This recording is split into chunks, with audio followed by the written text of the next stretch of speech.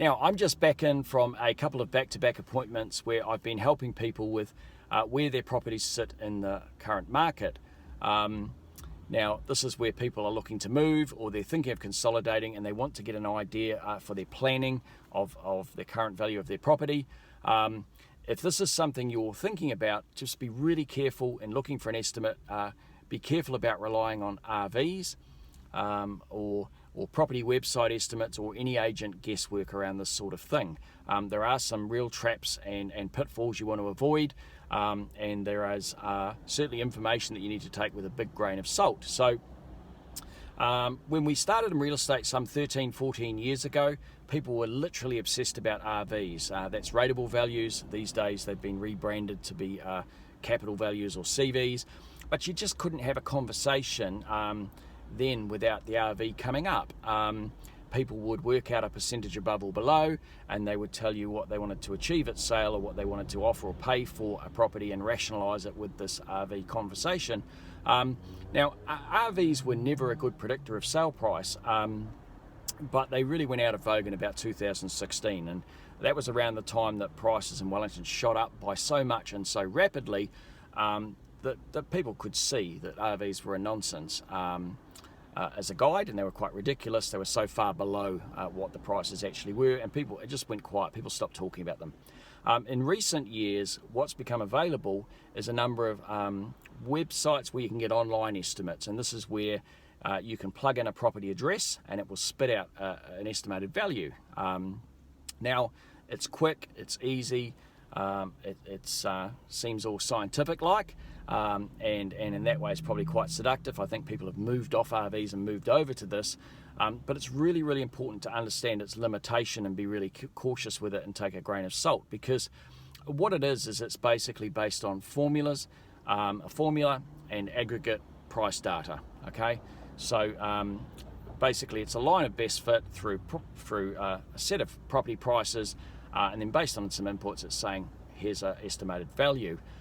What it's not is it's not a specific detailed appraisal of your property, so it's sight unseen. It's not taking into account the particular features, nuances of your property, the condition, and as it relates to buyers and the very recent sale comparisons. It's not that, and the differences can be quite big. Now, thirdly, I suppose with people using RVs and a percentage above or below, or using property online website estimates, be careful that if you're talking with an agent, that's not just what you're being given, whether that's someone rushing or just not competent to do the detailed appraisal or haven't done that work. Make sure you're clear about what you're basing your planning off. What you do need is a specific detailed appraisal of your property, as I said, that takes into account its features, its nuances, and its condition against the now buyers, the now comparisons. So jumping to some real examples just to underline this, a couple of recent client sales. Now, for those sales, the RVs were $220,000 and $280,000 above the detailed property appraisals. So that's a massive difference. So just ignore RVs. They're just no help at all. When I look at property website estimates, and I won't single out any particular website, but if I use the one that buyers talk the most about to me, what I got from that was an estimate that was $55,000 and $25,000 below the detailed property appraisal. So $55,000 and $25,000 off that pace. And you know, that's really important because equally, not to pick on a particular website, if I took an estimate across an average, if you like, across 3 websites, because every website has a different estimate, and I took 3 highly, well-known, well-regarded websites and took their estimates, I still ended up with an overall average estimate $45,000 and $30,000 below the detailed appraisal for those properties.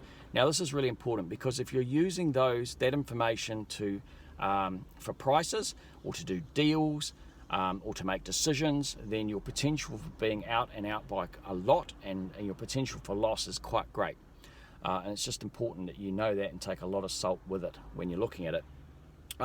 Underlining that, if we look at what the final prices were for these 2 properties, we ended up with prices that were 105,000 and 66,000 above the average website estimate. It's 105 and 66,000 above. So look, there we are.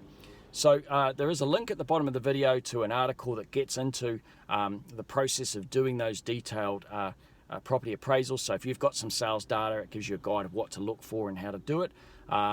Or sing out if you want some help with it. Look, we do 6 or 10 of these. We're always happy to help, and it's a lot quicker for us to do it, given that we've been doing it a lot and for a long time.